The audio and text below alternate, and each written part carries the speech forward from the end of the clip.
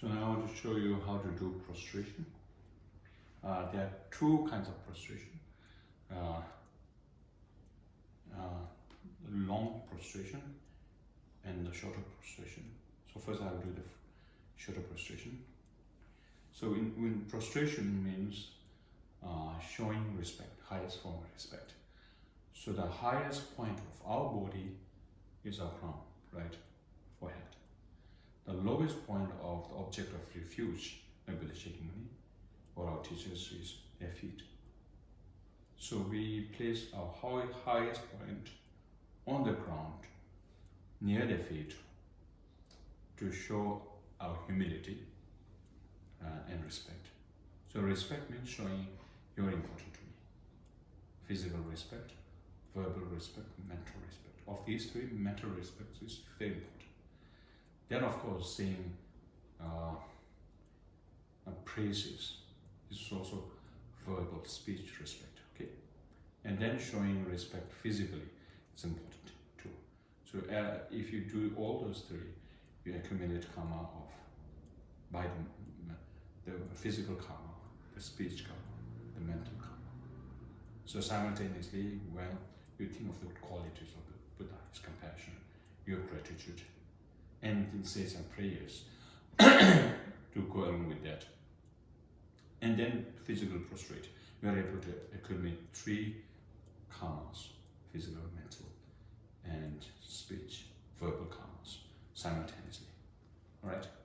So now, when you do prostration, because I'm a monk, I'm holding this. For lay people, you don't do it exactly I do, but just do it naturally without this robe, okay? So, these two palms, you shouldn't separate the fingers in this manner. You should keep them together, alright? Yes, okay. Now these two thumbs should come inside. And then you form this, okay? This, okay? So this is what we, this is symbolic of a wish fulfilling jewel. Okay? Wish fulfilling jewel. Okay? Actually important precious objects that can fulfill aspirations when you pray to them.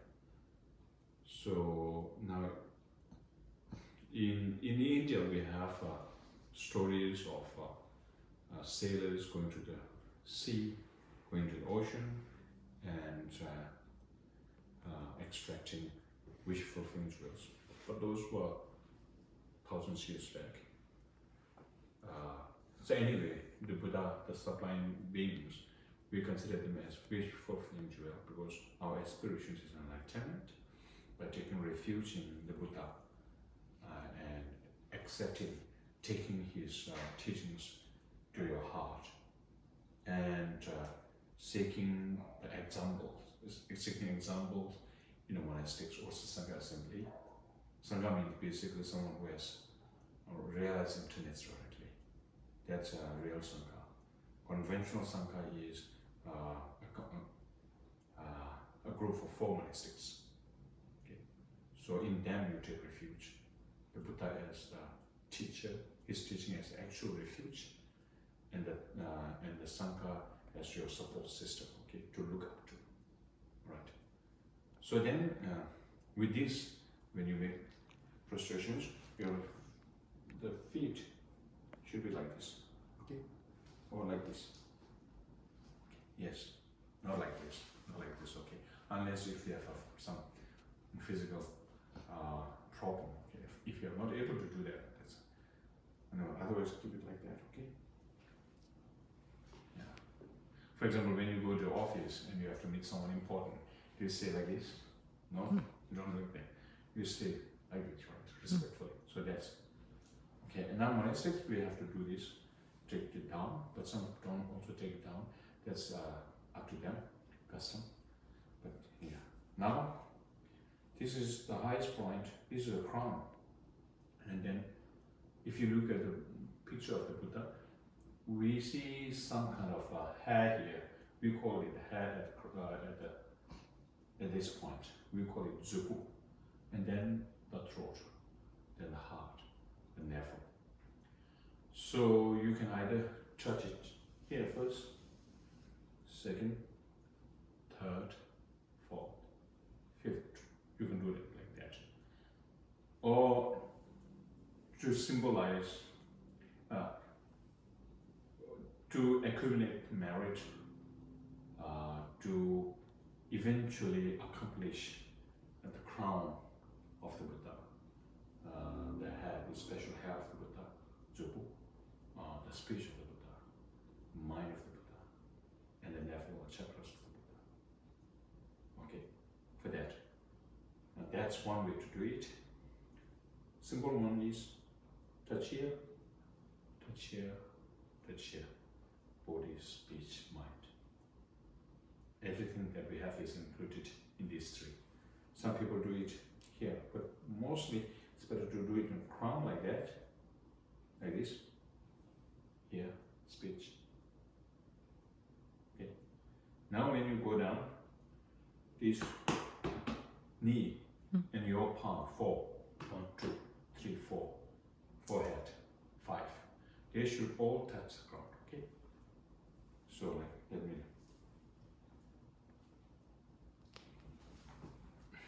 Okay. Mm-hmm.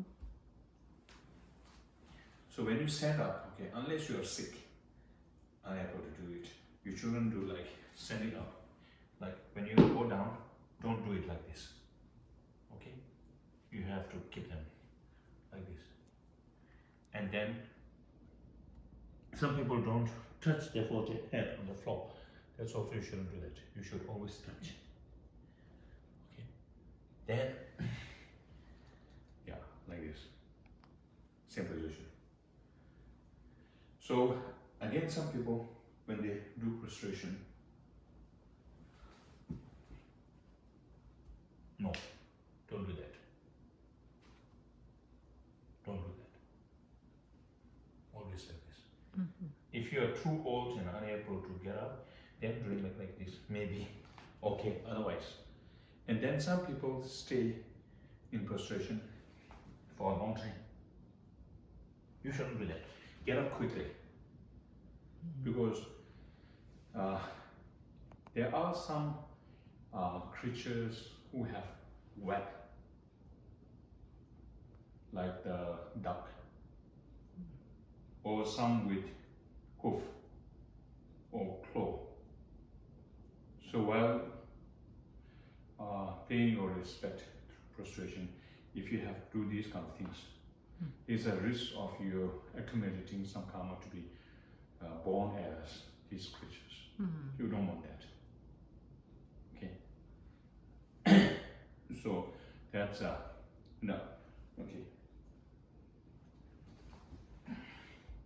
Get up quickly, because if you're getting up quickly is important. Otherwise, you may. There are some creatures who stay. Who use the 4 limbs to walk or to go.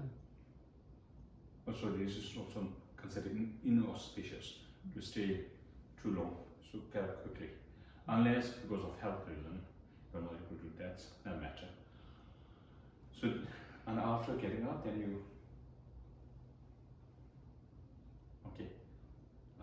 So while you do that, you can visualize syllable Om here. Om, white Om, red R, blue Om at your 3 spots, the same in the 3 spots of the Buddha or the sublime beings, all of them. Then rays emitting from their 3 spots, white ray, red ray, blue ray, dissolving into you, purifying your negative views of body, speech and mind, being cleansed. And then second, getting the blessings of mind, speech into you, filling you with joy. And at that time, feeling grateful, and with this joyful mind, if you have some knowledge of emptiness, try to think of that. Yeah. And also you should feel grateful that we live in an eon where we have the Buddha to descend on earth to teach. But in an eon majority of the time, when we have this abiding during the time of evolution, okay, during the time of empty space, just empty space, during the time of evolution, during the time of abiding,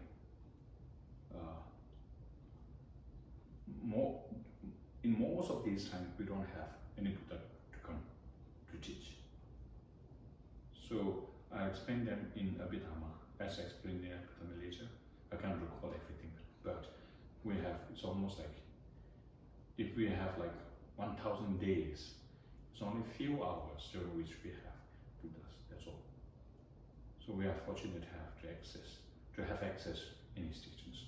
So you should always feel grateful. So when you do it with sense of gratitude, you treasure what you have. Okay. So that's how you do it short, okay? Now long. Long prostration means a whole part of the body touches the ground. Okay, so look at me.